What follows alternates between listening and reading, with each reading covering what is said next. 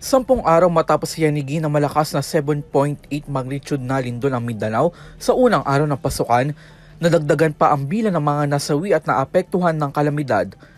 Batay sa pinakabagong situational report na inilabas ng National Disaster Risk Reduction and Management Council o NDRRMC nitong Huwebes, June 18, umabot na sa 78 ang kumpirmadong nasawi kaugnay ng lindol na tumama sa Maasim, Sarangani.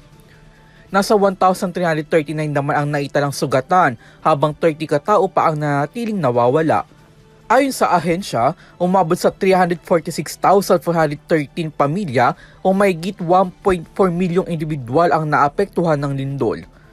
Naitala ang mga apektadong residente sa 573 barangay sa Region 9, 11, 12 at sa Bangsamoro Autonomous Region in Muslim Mindanao o BARM. Samantala, nasa 81,855 katao pa rin ang nanatiling displaced.